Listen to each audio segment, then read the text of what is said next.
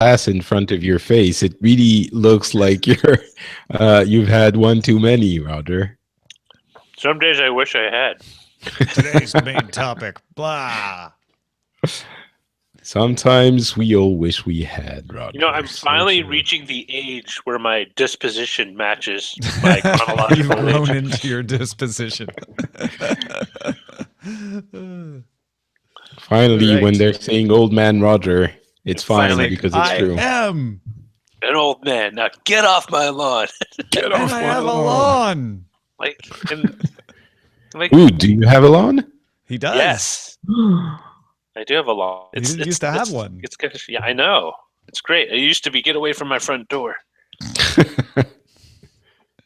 Oh, I better hide. Young punks. Yeah. Get off my lawn.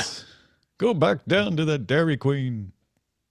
I was doing an impression of Soldier 76. Oh, I see. I'm the one who does his job. I'm guessing Get off my you're lawn. the other one. All right. Are you ready? I was born ready. I knew that. Why did I even ask? I don't know. Here we go. Kids. Daily Tech News Show is powered by its audience. To find out more, head to dailytechnewsshow.com/support. This is the Daily Tech News for Tuesday, January 17th, 2017. I'm Tom Merritt. Joining me, Patrick Beja from France, correct? Yes, I am currently in France. Sometimes I wonder myself where I am, but today it is France. Today is France. Tomorrow, the world. Citizen of the world, Patrick Beja. We're gonna go a little further afield for our discussion topic today. And let me say, Patrick suggested that we dig into IPv6 and what you need to know about it. And so we went out and we were finding someone who can explain that to us, and we'll have that person on maybe like 2 Tuesdays from now. So keep in touch for that. Meanwhile, our second topic that we discussed was, is Zuckerberg really running for president? Because the postings he made from his trip to Texas feel very campaign-like.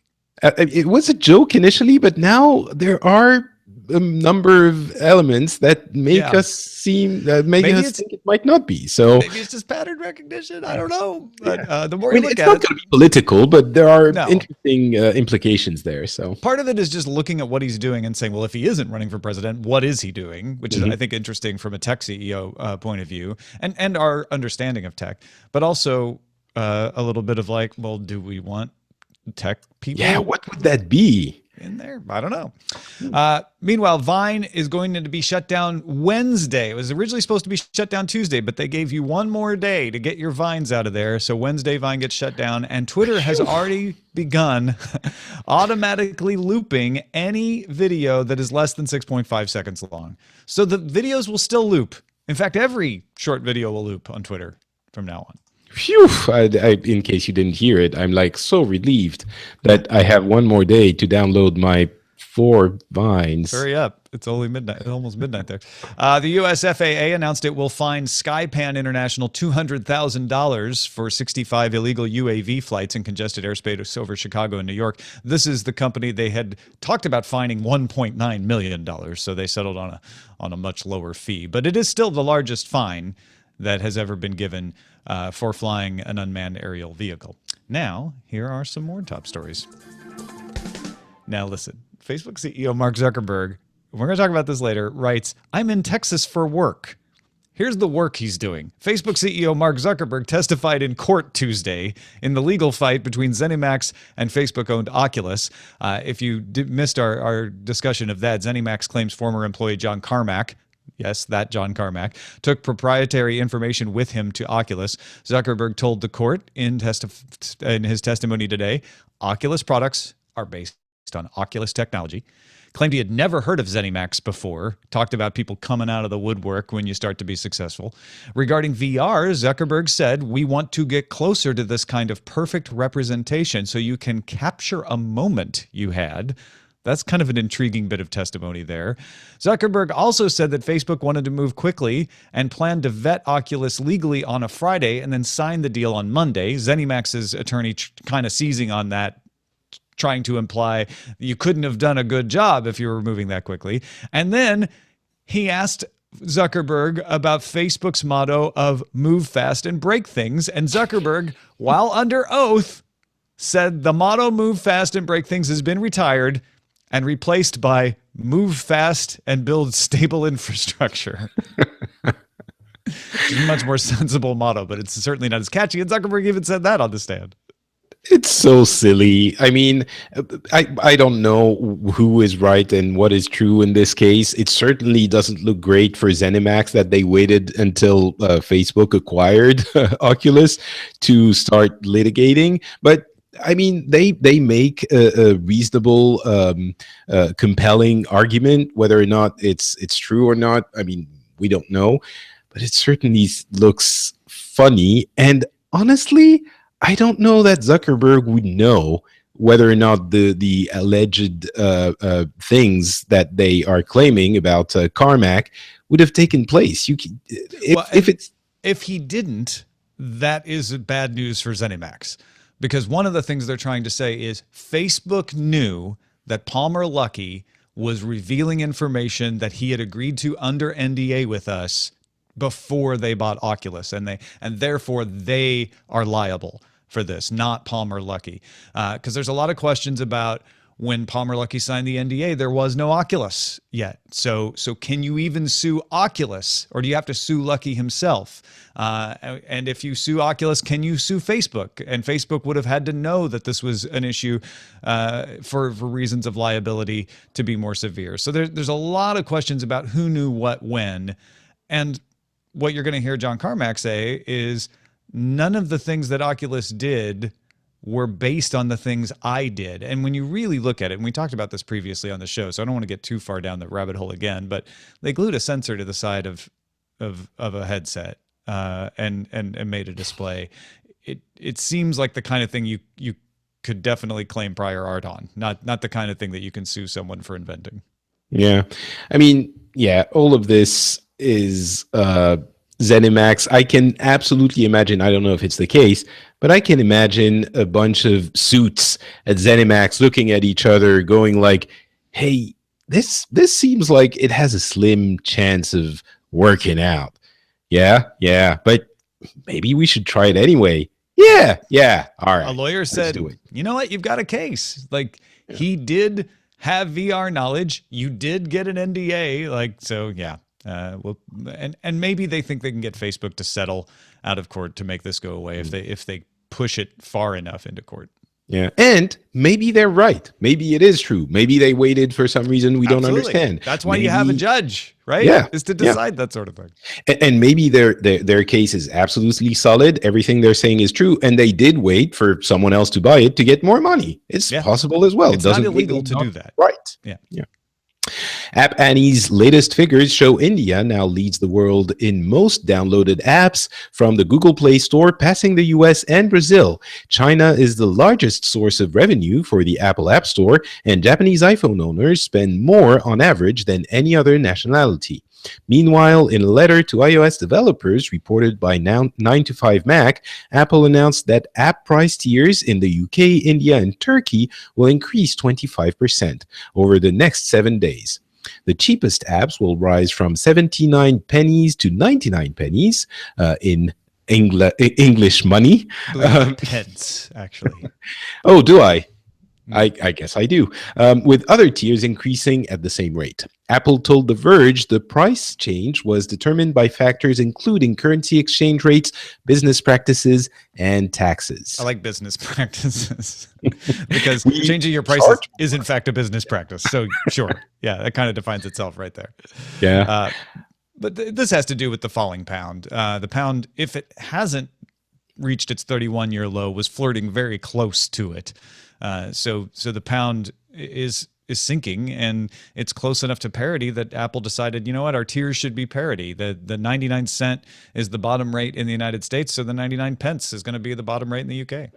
Yeah, it's all based on the company's headquarters main currency, and that's how they align all of those. We actually had the similar issue when I was working at Blizzard with the pound losing value, and so the company had to increase the value, the price of the World of Warcraft subscription. Not a lot, I think it was. I can't remember exactly. It was about a pound. I think. But that was an interesting problem for a subscription that had been the same price for a very long time, and the reaction of the public was difficult to gauge. We actually anyway. So here it's a little bit easier because it doesn't apply to a similar service that people have been paying for a long time. Although I guess maybe it does. I wonder if it applies to things like Apple Music and other subscription services. Yeah, Apple didn't comment on that, but it would make sense that if they're changing these tiers in the App Store, that they would change their pricing structure in the other stores as well. Yeah. So what we did at Blizzard was that as a gesture, we grandfathered in the people who already subscribed, and they kept the same price for a certain amount of time. I don't see Apple doing the same thing for some reason. Their business practices are usually a little bit different. Well, and they don't have as many subscriptions, although there's some in-app subscriptions, and you can subscribe to Apple Music. Yeah, so exactly. maybe they could grandfather those. Yeah, maybe the iCloud storage space might be impacted as well. For sure. At the National Retail Federation's Big Show conference Monday, Intel CEO Brian Krzanich announced something Intel calls the Responsive Retail Platform, or RRP. It's an Internet of Things platform meant to connect retail hardware, software, some APIs, and sensors in one standardized way. So if you're running on this platform, you can put together all of your low power integrated sensors. It's actually going to start just using Intel's RFID sensors, but they say they'll eventually incorporate third-party sensors as well to track your inventory and generate your in-store data. It runs on open source analytics platform as a service software from independent software vendors. So Intel's not trying to get skin in the software side of this. They just want to sell you the platform that says, hey, if you contract with us, we will make sure that you have a smooth running platform, and it will free up your employees to be able to do more things in your store with customers rather than just running around tracking things and figuring out what your inventory is. Intel says it plans to invest more than $100 million in retail over the next 5 years. You know, we've been talking about RFID on consumer, store products, grocery stores and things like that for years now, and it hasn't happened. I'm wondering if Intel might have the oomph to, and the ease of use and the know-how to finally make it happen. Would be cool. Well, and one of the things that usually gets in the way of this sort of stuff is, and think about it from your own home perspective. You either have to buy everything from one company and then hope that company doesn't go out of business, or you're like, well, I've got an Amazon Echo that does this, and it works with LifeX bulbs and Philips bulbs, but it doesn't work with those bulbs yet, but maybe it'll work someday. So I really haven't got everything automated yet. What Intel's trying to do is say, look, we'll provide the platform, and especially when they start working with third-party sensors, and that's kind of a key part of this. That's a big question mark right now. But they're saying, we'll provide the platform so that everything works. You use our Intel machines, and then you can get whatever sensors you want someday. You can use the software that you want that's open source. You don't have to pay a whole lot of money for that. And we'll provide all the support to make it all work for you, which is a big load off of a retail general manager's mind when they've got other things to worry about. Yeah, and if it starts working out in retail, then we can start using it for, in-home uses as well. I don't think it can work the other way around. If every item you buy is sort of tagged by some kind of ID, be it RFID or something else, once it's in your house, you can keep track of it as well. If it's done in standards, with standards, which it seems Intel is intent on doing, so might work out.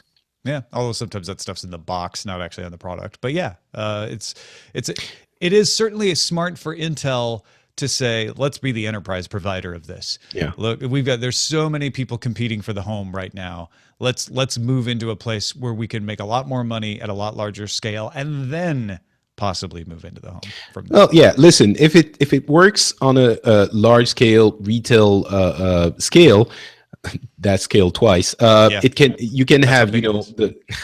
you can have the trackers and the sensors on the big boxes, and then you can have it on a serial box, individual serial box as well. Yeah. If it works out, I think there's a future in that thing.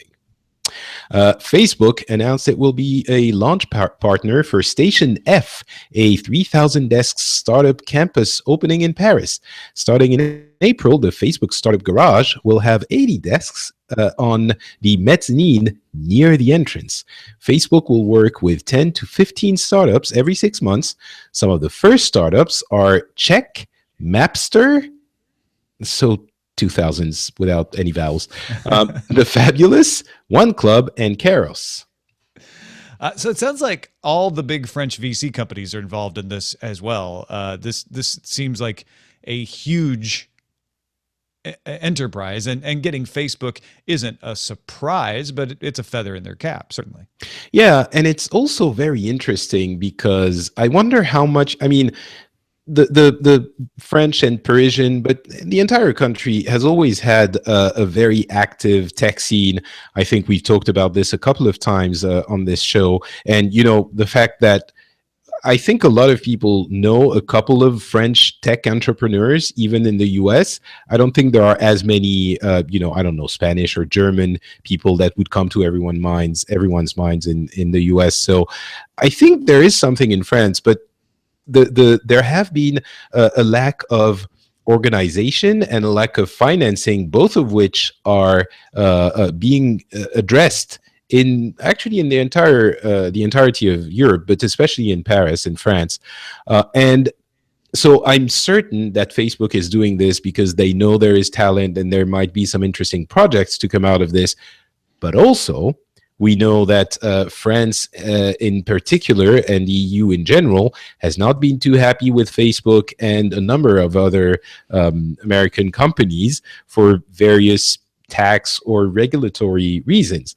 I'm wondering how much of this is Facebook thinking, you know what, if we start playing nice with this, maybe it's going to give us a couple of gold stars that we can show the next time we have a meeting with the regulatory authorities. Well, I hadn't even thought about the aspect of Facebook being in this huge building alongside Vent Privé, HEC Paris, Daphne, Ventec.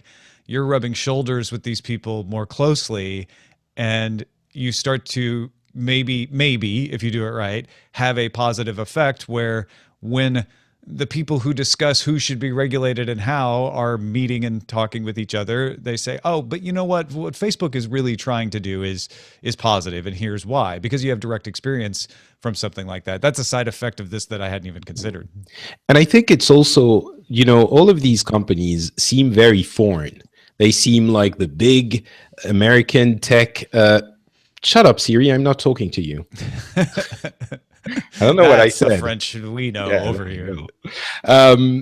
So they seem very foreign. It's big American companies. They often try to have as little business as possible in our country to pay as little tax as possible. And here it seems like they're taking part in the life. Seriously, what's your problem? We can't hear it on this end, so it's fine. Okay, that's good. I'm sorry. So it seems like they're taking part in the life of the community. It's like they're not the weird kid on the outskirts of the village anymore. They're coming in and they're being a part of the village party or whatever. They're being one of us a little bit. So I think it plays into it. Side note: is this called Station F, or is it Station? Station F. Okay. All right. It's just being translated. Just curious. Mm-hmm. The Wall Street Journal reports its sources say investors in Snap Incorporated's forthcoming IPO. Remember, Snap is what they now call the company that runs Snapchat. Snap's forthcoming IPO will not receive voting shares. This would leave co-founders Evan Spiegel and Bobby Murphy with 70% of the voting power while holding only 45% of the company's stock. The company also issued these diluted shares in more recent private funding rounds. Since 2012, 19% of tech companies went public with these kind of dual-class stock offerings. If you recall, Alphabet, when they did their last stock split, split the stock into a voting and a non-voting class of shares. So you didn't double everyone's votes at the time. You actually diluted the voting shares even more. This has become a solid trend for tech companies to maintain control. And we'll talk about this a little bit later. Zuckerberg did the same thing with Facebook, wanting to sell off his shares to charity while maintaining control of the company. You know, I don't really understand why you wouldn't want to do that. Is it something that was not accepted? Usually the shareholders won't let you get away with it, Right. It's that's the issue. So I'm curious what, and maybe there's some financial people in the audience, I know there are, who can explain it to us in an email. What changed that allowed these companies to convince shareholders to let them do this more often? I wonder if it's that they're too successful to not be allowed. I mean, they're thinking we want the money anyway. If they don't get to do that, maybe they're not going to go for an IPO, and we don't get the money. So with these kinds of successes, maybe it's easier to put these kinds of things in place. And Stoic Squirrel said, how does that even work? It sounds like financial wizardry. I mean, at the basis, it's like if I were to come to you and say, hey, would you like to buy a share in my company? I can either sell you a share where you get an equal vote to me on matters of what the company should do now that you're a co-owner, or I could say, look, I'll sell you a share in my company. You'll get dividends, so you'll get some money back, but you don't get a say in how the company works, and you can decide whether you want to invest or not, right? There's nothing illegal or weird about it. It's just in the past, if you said you can own a share of my company, but you're not going to get a vote, people just wouldn't buy the stock, and so it didn't happen. And it turns out that now people are like, well, I still want to own a piece of Snap because that's going to go up and I might get dividends. It's going to be worth it. So even if I don't get voting shares, who cares? I'm going to go ahead and buy it. At least that's the idea. Airbus's urban air mobility division, which I didn't even know was a thing, will test a prototype self-piloted flying car. Yes, you heard right. Flying car by the end of the year. Airbus is exploring single-rider vehicles and helicopter-style multiple-rider vehicles, all booked by app. Now look, people. We've heard about flying cars a lot over the years. Don't get your hopes up. But this is interesting because it's Airbus. It's a real, honest-to-goodness company. Obviously, they want a big splash in the press by saying this, and I'm very curious to see if they actually test a prototype and release verification of that for us, because testing a prototype is far from being able to provide a service. You saw Amazon test a prototype of its UAV delivery service a while back, and we're still far from Amazon being able to send a quadcopter with your package to your house yet. But somebody like Airbus getting into this certainly could kickstart a lot of people. I guess we can't use that word anymore. It means something different. Could inspire other companies to maybe try to do the same thing. Yeah, I think the interesting choice of word here is flying car, of course. I really don't think it's going to look like a car at all. Like, it's not going to have wheels, and it's not even, I can't see it working with reactors, right? It's going to have to be some kind of propeller. I think helicopter style might make sense, like a tiny helicopter or something. I don't think it's going to be quite what we imagine when we think of a flying car. So we should be careful with our expectations here as well. And the safety, you think that people argue about the safety considerations of an autonomous car. The safety considerations of an autonomous flying vehicle are even more complex. I don't think they're not doable, but they're significantly more complex. I'm not sure, thinking about it, there seems to be less obstacles in the air if you go high enough. And if you want to land, you have a clearly marked landing spot, and I'm sure you can land it relatively easy. I'm not sure. I mean, we need to look into it, but I'm not sure it would be more complex or dangerous. Actually. I'm just thinking you've got 3 dimensions to deal with. But I suppose you're right. The obstacles are clearly mapped and fewer once you get up above the ground. So there's a good system for tracking what's in the air. But think about this. We heard about this lawsuit at the beginning of the show with UAVs being flown in congested areas. Those UAVs haven't caused huge problems yet because if you stay away from an airport, you have a very low likelihood of running into something. You get autonomous piloted vehicles running around a city, suddenly that airspace gets more congested, and it does become complex. Right. And of course, if you need to get to a specific area, then it's not exactly the same as it. But maybe every rooftop can become. Anyway, this is speculation. Yeah. There's a lot to work out. Exactly. Hey, if you want to get all the tech headlines each day in less than 10 minutes, subscribe to dailytechheadlines.com.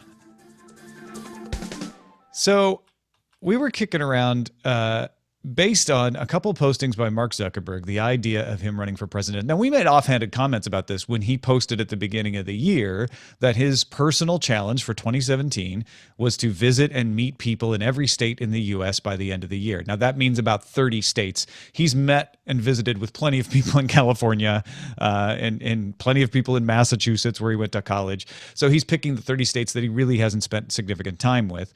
And we said, wow, it sounds like a campaign. Then today, he says, the first state I'm visiting this year is Texas. I'm here in Dallas for work, court case, but I'm also taking time to meet members of our Texas community over the next few days as part of my year of travel challenge. And his post is talking about digging into the TAG magnet school in Oak Cliff and helping them work on Martin Luther King Jr. Day, doing some community service. It's a great post, makes Zuckerberg look like a humanitarian who cares about the children who, of course, we all know are our future. Then the next post is a meeting with the officers of the Dallas Police Department to talk about their concerns about social networking and how it's used and how officers can connect with their communities to keep people safe. Both of those are fine things, and I am not criticizing Mark Zuckerberg for doing them. They are both presented in ways that are obviously meant to make you think better of Mark Zuckerberg because of them, which is not unusual for a CEO out doing things. But one after the other, he announces, I'm going to visit 30 states and meet the people. I've been out with the kids today working on the community, and I met with our law enforcement officers to discuss safety. Sounds very campaign-like, Patrick. It does, in and of itself, it already kind of does, it could completely be just legitimate Facebook business and Mark Zuckerberg interest. It's absolutely conceivable that, especially given the events of the past year and the election cycle in the US, he's thinking, you know what, I really need to go out and meet real people and figure out what people think. And it could absolutely be just that.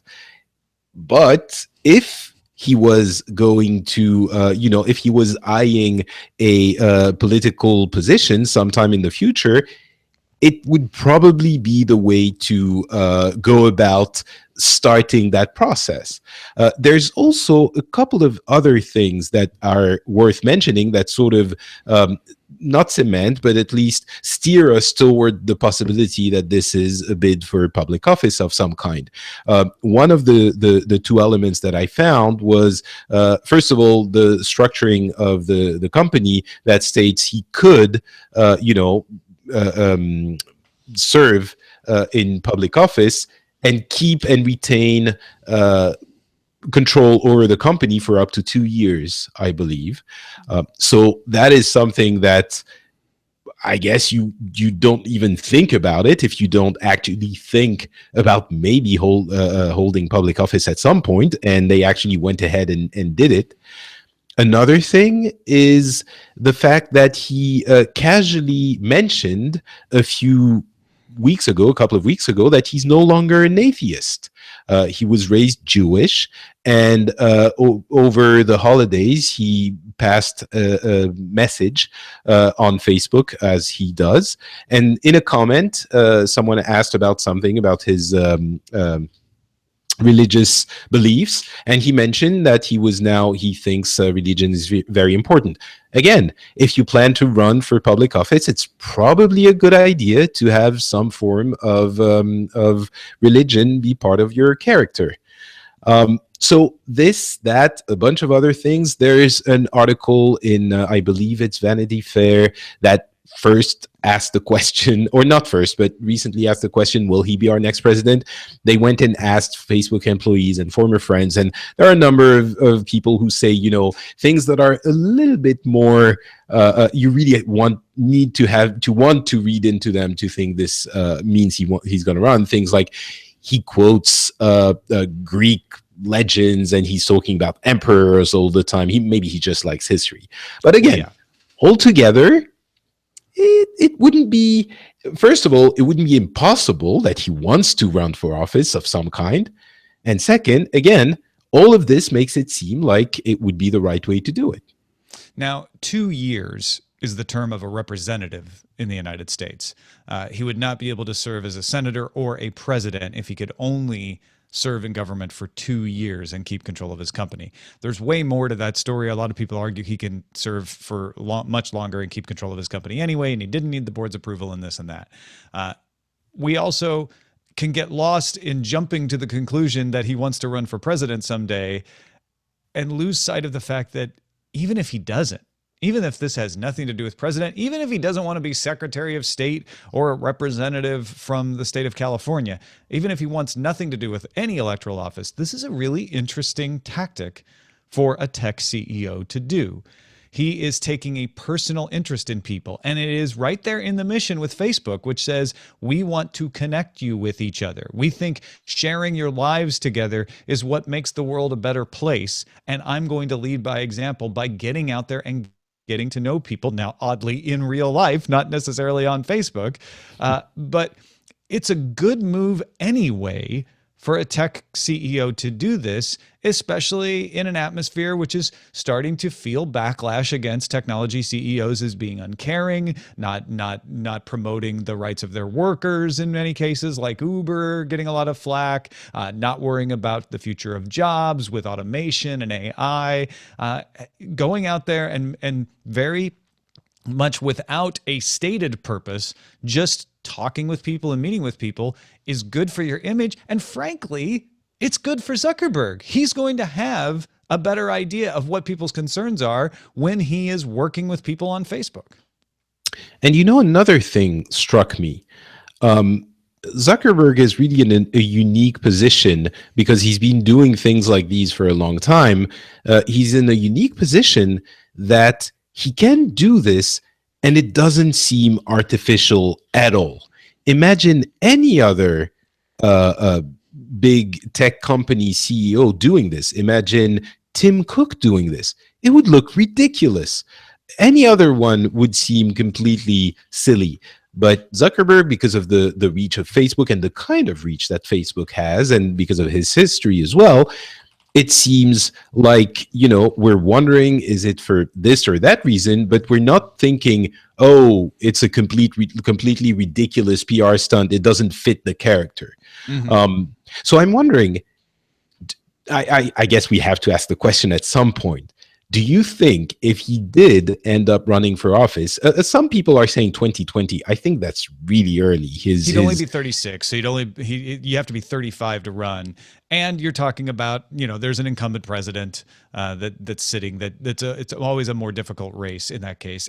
I think the people who are saying no, he wouldn't run until 2024 make more sense if it makes sense at all that he wants to run. I'm not convinced that it does.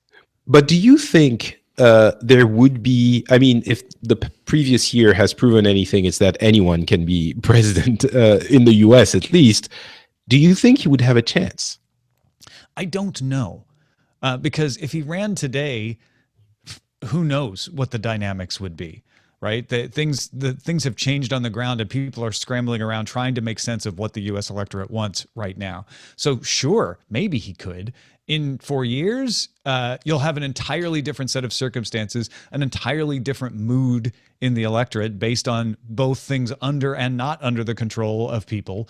I would say that, to answer your question directly, sure, he would have a chance. It's not a shoo-in, though. And you would have to start laying groundwork for that public perception. And this is definitely a way to do that. If you're an outsider like that, it's what President-elect Trump did. He started laying the groundwork years before to kind of get people used to the idea and to get his message out about the kinds of things he was concerned with. That's why people were going back during the election and finding things relevant to today's issues that he had posted on Twitter 4 to 8 years ago. So yeah, that would all make sense. It could also be that he really just wants to do good in his mind. Without evaluating whether you think it's good or not, he thinks, what a good thing to do would be this. And he might be leaving the option open of, maybe that means I run for state representative. Maybe that means I run for senator. Maybe that means I try to get a cabinet position. Maybe it means I run for president. Maybe it doesn't mean any of that. He may not have decided that. He may be saying, I want to see what happens when I go out in the world and talk to people more and what I learn from that. And that would be very much a Zuckerberg approach. Yeah, it sounds like a much more reasonable explanation for all of this. I can't imagine he's seeing himself running, in 4 years, and even thinking about 8 years down the line is a very long time. But maybe there's another interesting view on this whole thing by Alan Fleischman in Fortune, an article from a week ago, roughly, that takes sort of the opposite view of all of this. He says, Mark Zuckerberg does not need to be president to change the world. I would even argue it's possible that he would have an easier time, given the reach and power that Facebook has. He would have an easier time doing good things or any things just by using Facebook, his nonprofit, a number of initiatives that he can put in place. Certainly it wouldn't hurt to have the option to run for office, but it's kind of unbelievable if you look at the world from 30 years ago that today we would say this, but Zuckerberg and a handful of companies and CEOs don't necessarily need to be in public office to have a big effect on the world. And that may be what he finds out. This may be a journey of education where he goes, I can have the most effect in the way I want to without running for political office. So you may never see that happen. But it is intriguing to see him do this, and especially because he's in there for a court case. He had to show up and testify, and he has turned that at least tried to turn that into a positive image building. Hey, this is part of my year of visiting the people of the United States. 30 states over a year, that is a lot of PR hits. That's a lot of public, how do you say it? Of image building and a lot of presence in the public eye. 30 states, that's almost 3 a month. He's going to be, and every time he is in a specific state, maybe the national outlets are going to get a little bit tired of it, but that state is going to hear about it, right? Yeah. I think it would be also interesting, and we're going to move on, but if he ends up doing something, a big advantage he would have, I think, is representing a new, fresh generation in a climate where a lot of people are tired of the same old political representatives that seem like they will never go anywhere, in that they're always going to be outsider. Yeah. So anyway. Well, thanks to everybody who participates in our subreddit. You can submit stories and vote on them at dailytechnewsshow.reddit.com. Real quickly, I want to check in with Nate Langson over in the UK about what's happening on text message this week. Hey, thanks, Tom. We celebrated our 2-year anniversary show this week by looking at why we here in the UK won't be following Norway in axing FM radio. It's something our government is apparently in no hurry to do whatsoever. Plus, the BBC wants to make its iPlayer catch-up service the biggest on-demand TV destination in the country by 2020, beating out Netflix and iTunes. We discuss how that might be possible this week on text message at techpodcast.uk. Back to you. Thank you, Nate. Very intriguing. I could see the BBC certainly has good content to do that. I'm going to have to check that episode out. Marlon, the guy from Trinidad here, writes as our tech correspondent on the ground in the Caribbean. Thank you, Marlon. Said, I would like to report that Uber is now in the English-speaking Caribbean. Yesterday at 11 a.m. local time, Uber made its debut in the cities of Port of Spain and San Fernando in Trinidad. not yet available in Tobago. Apart from the traditional payment method of adding a credit card to your account, you can also choose to pay with cash when you get to your destination. Everything else you expect from Uber is available: the slick app, the low wait time, the talkative drivers, and oh yeah, the resistance from local authorities.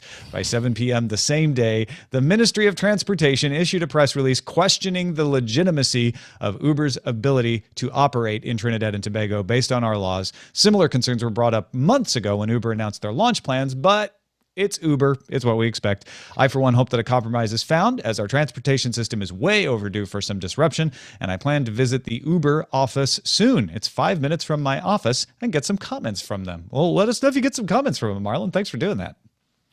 You know, there's, I think it was, I can't remember where it's from, that quote that says, war never changes. I think in this case, we could have the Uber never changes. That's a It's the same Warcraft everywhere. quote? That was from Fallout 4. Fallout 4, thank you. Possibly. I thought it might have been Call of Duty, but thank you, Roger. Thank you, Roger. Drew wrote in and pointed out we had a quick discussion last week about Adobe's possible implementation of voice control in Photoshop. It's something they're researching. And Drew says, I can see some ways this might be really efficient. If you could use your voice to manipulate the application as opposed to the actual image, there might be some time savings there. Something like use the brush tool, radius 10, flow 30, opacity 100.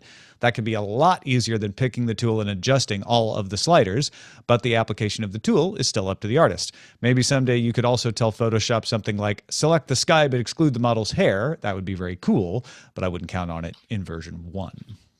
Yeah, given how my digital assistant has been behaving today, I'm not. My hopes are not very high. You're not high on voice interaction right at the moment.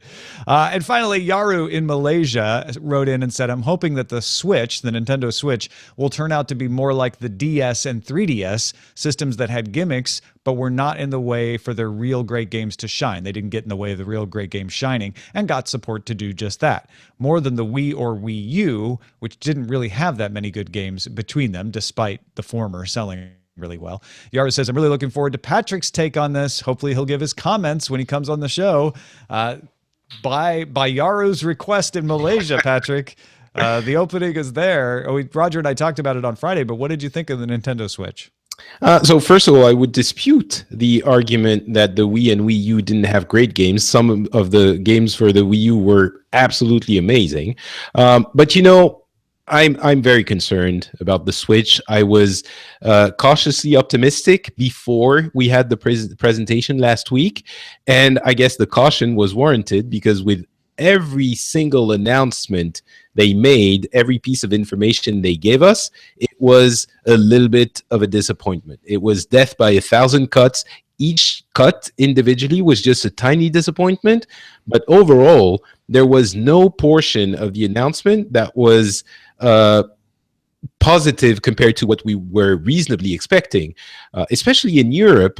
Or in France, at least, I think it's the same all over Europe. The price is 329 euros, which is more than the PlayStation 4 or the Xbox One. There are a number of things. You know, the battery life isn't great. The online, the storage isn't fantastic on the thing, so you need to add an SD card. There's the lineup. The launch lineup is abysmal. Sure, there's Zelda, but it's still very, very poor. So overall, to summarize my thoughts, this feels very much like a soft launch. It's a soft launch. Do not buy it now unless you really, really want to or have to, as is my case. But by Christmas, I hope they will have figured things out. At this stage, it's not what we were hoping for. Yeah, I've seen some arguments that the Joy-Con controllers could be the savior of it because of the way they work. But if you want to hear more about that, you should really tune in to Pixels with Patrick Beja, because that's what your big topic is going to be on the next show, right? And I will have one Tom Merritt with me, along with our friend Garrett Winesroll, if everything goes well. We're recording in just a couple of days. And yes, I have to force myself to stop talking now because there is a lot more to say about this topic. It's a lot more complex. It's not all dark. There are some really interesting things about the console, but we'll say more on Pixels. So go check that out if you want more information. FrenchSpin.com. Big thanks to everyone who supports the show, including Sean Chapman, Steve James, and John Arnold. And special thanks to Clint McCollum and Sean Johnston, who just raised their amounts at patreon.com/DTNS. Our email address is feedback@dailytechnewsshow.com. We're live Monday through Friday, 4:30 p.m. Eastern. alphageekradio.com, diamondclub.tv. Come on and join us. And our website is dailytechnewsshow.com. Back tomorrow with Scott Johnson. Talk to you then. Bye.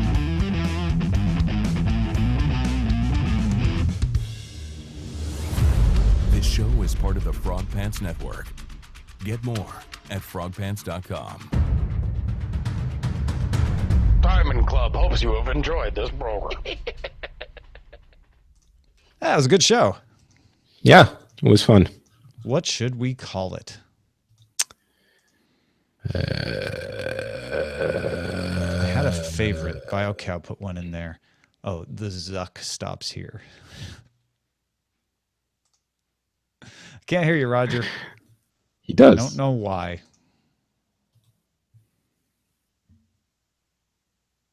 But I like the Zuck stops here. It's nice. The social president. Uber never changes. All right. So I was thinking, I like the Zuck stops here. Yeah. Yeah, it's good. But then Shut up, Siri. If we shut up, Siri is good. It's funny too. I don't think that's what we should call it. It's funny. Yeah. No, it's not for. We need to have it for the main topic unless it's brilliant, right? So Why The not Zuck stops here. Zuckerberg? It's a little Futurama reference there. Yeah. Zuck, no. Strange Apple's Zuck got fellas. 99 pence, but an app ain't one. The Zuck stops here, I think, works the best. yeah, it Yeah, works. I agree. All right. I'm going to go grab my kid. So Okay, I'll be back. All right. I'll be back. Like, hopefully in 15 minutes. So you'll see my face as a postage stamp. All right. It's actually like a pog, like a little coin version of Roger. Ooh, I don't know why he said it, but Dark Redeemer said, "Go Zuck yourself." I think it works. You've But- got to Zuck yourself. I think we're getting a head start on the many jokes that the nighttime comedy hosts will right. make if he Everybody's actually writing the runs. monologue for Colbert and Yeah, Jimmy basically. Kimmel right now. All right. I'm gonna go as well. All right. Have a lovely night, Patrick. Thank you again, and I'll Thank you talk very to you much. Thursday morning. Thursday morning it is. I'll let you know if Garrett can do earlier. Okay, sounds good. Cool. Bye. Adios. And then it was just us, ladies and gentlemen. Just you and I. Face to Facebook. That was another one of the title suggestions in there. Snapping Up Control was pretty good too. Seriously. All of them good. I'm levelating and just waiting. So we're just going to kick back. Don't suck yourself before you wreck yourself. Or do zuck yourself before. Zuck, this is making me feel ill saying that over and over. Well, folks, tomorrow we'll have Scott Johnson. I have no idea what we're going to talk about because that's the nature of a news program. You don't know ahead of time, usually. Although we have been booking. Whoa. This is some news that broke while we were doing the show at 1:45, so just about a half an hour ago. President Obama has commuted Chelsea Manning's sentence. Chelsea Manning, serving a 35-year sentence for leaking classified military documents, had the sentence commuted. Manning can be freed on May 17th of this year instead of 2045. Not a pardon, just commuting the sentence. Development begs the question of whether Julian Assange, the WikiLeaks founder, will surrender to U.S. authorities, maybe as part of a deal. And And of course, there's all kinds of speculation about Edward Snowden in here. White House Press Secretary Josh Earnest said there was a pretty stark difference between the Manning and Snowden cases. So it doesn't sound like there's much chance for poor Edward Snowden to get any change in stance from the president. But yeah, big deal. Gets out in 4 months. Commuting a sentence is basically changing it. It's a fancy word. You commute it. You move it from one thing to another. Yeah, obviously Snowden can't be commuted because he hasn't been sentenced, but there was talk of pardoning him. And you know, this is not pardoning Manning. Manning is still guilty and still has this on her record, but will be able to get out of prison earlier.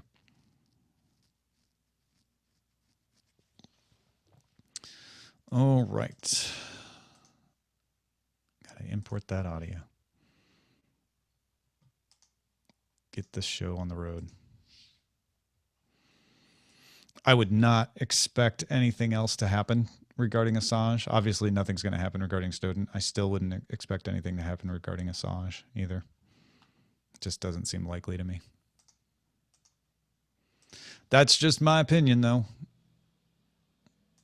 I was wrong before a lot.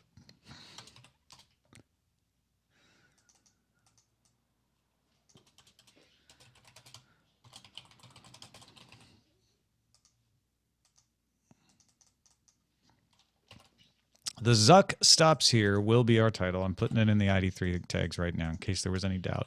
I don't think there was, but that confirms it. Would you vote for Zuckerberg or any tech CEO for president? I'm curious. Feedback at dailytechnewsshow.com.